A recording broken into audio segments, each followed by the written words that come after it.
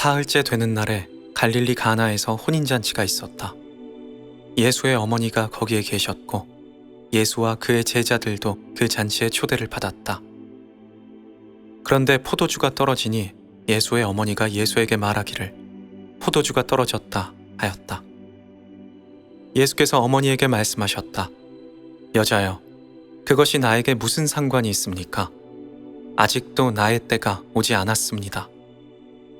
그 어머니가 일꾼들에게 이르기를 무엇이든지 그가 시키는 대로 하여라 하였다. 그런데 유대 사람의 정결 예법을 따라 거기에는 돌로 만든 물 항아리 6이 놓여 있었는데 그것은 물 2-3 동이들이 항아리였다. 예수께서 일꾼들에게 말씀하셨다. 이 항아리에 물을 채워라. 그래서 그들은 항아리마다 물을 가득 채웠다. 예수께서 그들에게 이제는 떠서 잔치를 맡은 이에게 가져다 주어라 하고 말씀하셨다. 그들은 그대로 하였다. 잔치를 맡은 이는 포도주가 된 물을 맛보고 그것이 어디에서 났는지 알지 못하였으나 물을 떠온 일꾼들은 알았다. 그래서 잔치를 맡은 이는 신랑을 불러서 그에게 말하기를 누구든지 좋은 포도주를 먼저 내놓고 손님들이 취한 뒤에 덜 좋은 것을 내놓는데 그대는 이렇게 좋은 포도주를 지금까지 남겨두었구려 하였다. 예수께서 이 첫 번 표적을 갈릴리 가나에서 행하여서 자기의 영광을 드러내셨다.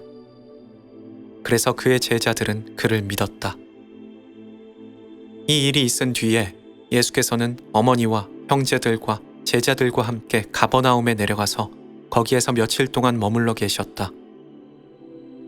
유대 사람의 유월절이 가까워지자 예수께서 예루살렘으로 올라가셨는데 성전뜰에 소와 양과 비둘기를 파는 사람들과 환전상들이 앉아있는 것을 보시고 노끈으로 채찍을 만드셔서 양과 소와 함께 그들을 모두 성전에서 내쫓으시고 돈을 바꾸어 주는 사람들의 돈을 쏟아버리시고 상을 둘러 엎으셨다. 비둘기 파는 사람에게는 이것을 거둬 치워라. 내 아버지의 집을 장사하는 집으로 만들지 말아라 하고 말씀하셨다. 제자들은 주의 집을 생각하는 열정이 나를 삼킬 것이다 하고 기록된 성경 말씀을 기억하였다. 유대 사람들이 예수께 묻기를 당신이 이런 일을 하다니 무슨 표적을 우리에게 보여주겠습니까? 하니 예수께서 그들에게 말씀하시기를 이 성전을 허물어라. 그러면 내가 사흘 만에 다시 세우겠다 하였다. 그러자 유대 사람들이 말하였다. 이 성전을 짓는데 46해나 걸렸는데 이것을 사흘 만에 세우겠습니까? 그러나 예수께서 성전이라고 하신 것은 자기 몸을 두고 하신 말씀이었다. 예수께서 죽은 사람 가운데서 살아나신 뒤에야 제자들은 그가 말씀하신 것을 기억하고서 성경 말씀과 예수께서 하신 말씀을 믿었다. 유월절을 맞이하여 예수께서 예루살렘에 계시는 동안에 많은 사람이 예수께서 나타내 보이신 표적을 보고 그 이름을 믿었다. 그러나 예수께서는 그들을 의지하지 않으셨다. 그것은 예수께서 사람을 다 알고 계셨으므로 사람에 대해서 다른 사람의 증언이 필요하지 않으셨기 때문이다.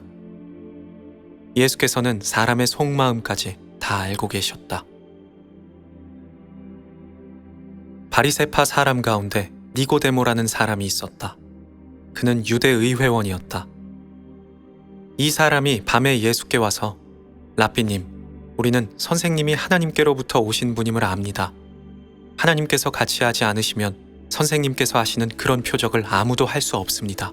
하고 말하였다. 예수께서 대답하셨다. 내가 진정으로 너에게 말한다. 누구든지 다시 나지 않으면 하나님 나라를 볼 수 없다. 니고데모가 예수께 말하였다. 사람이 늙은 뒤에 어떻게 다시 태어날 수 있겠습니까?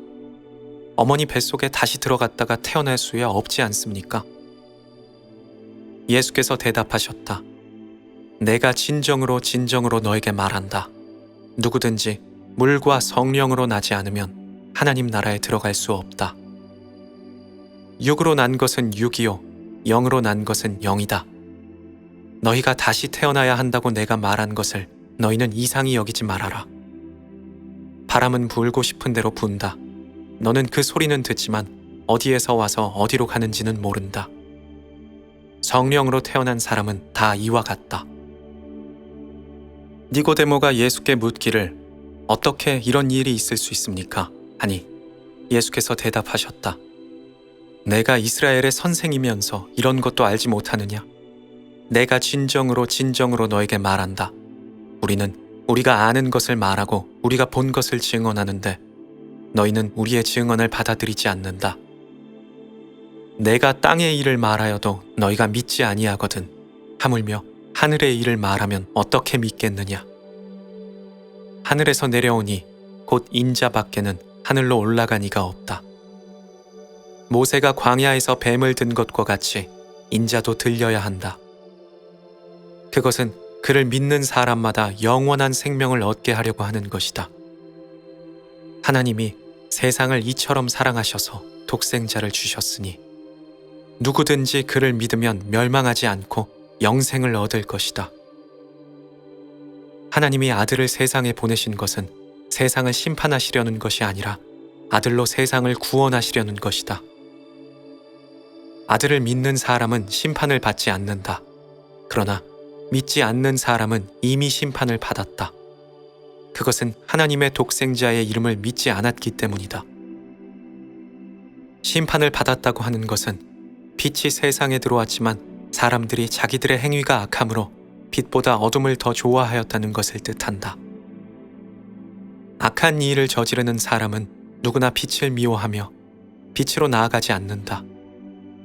그것은 자기 행위가 드러날까 보아 두려워하기 때문이다. 그러나 진리를 따르는 사람은 빛으로 나아간다. 그것은 자기의 행위가 하나님 안에서 이루어졌음을 드러내려는 것이다. 그 뒤에 예수께서 제자들과 함께 유대 지방으로 가서 거기에서 그들과 함께 지내시면서 세례를 주셨다. 살렘 근처에 있는 에논에는 물이 많아서 요한도 거기에서 세례를 주었다. 사람들이 나와서 세례를 받았다. 그때는 요한이 아직 옥에 갇히기 전이었다. 요한의 제자들과 한 유대 사람 사이에 정결 예법을 두고 논쟁이 벌어졌다. 요한의 제자들이 요한에게 와서 말하였다. 라비님, 보십시오. 요단강 건너편에서 선생님과 함께 계시던 분, 곧 선생님께서 증언하신 그가 세례를 주고 있습니다. 사람들이 모두 그에게로 모여듭니다. 요한이 대답하였다. 하늘이 주시지 않으면 사람은 아무것도 받을 수 없다. 너희야말로 내가 말한 바 나는 그리스도가 아니고 그분보다 앞서 보내심을 받은 사람이다 한 말을 증언할 사람들이다. 신부를 차지하는 사람은 신랑이다. 신랑의 친구는 신랑이 오는 소리를 들으려고 서 있다가 신랑의 음성을 들으면 크게 기뻐한다. 나는 이런 기쁨으로 가득 차 있다. 그는 흥하여야 하고 나는 쇠하여야 한다. 위에서 오시는 이는 모든 것 위에 계신다. 땅에서 난 사람은 땅에 속하여서 땅의 것을 말한다. 하늘에서 오시는 이는 모든 것 위에 계시고 자기가 보고 들은 것을 증언하신다. 그러나 아무도 그의 증언을 받아들이지 않는다. 그의 증언을 받아들이는 사람은 하나님의 참되심을 인정한 것이다. 하나님께서 보내신 이는 하나님의 말씀을 전한다. 그것은 하나님께서 그에게 성령을 아낌없이 주시기 때문이다. 아버지는 아들을 사랑하여 모든 것을 아들의 손에 맡기셨다. 아들을 믿는 사람에게는 영원한 생명이 있다. 아들에게 순종하지 않는 사람은 생명을 얻지 못한다. 그는 도리어 하나님의 분노를 산다.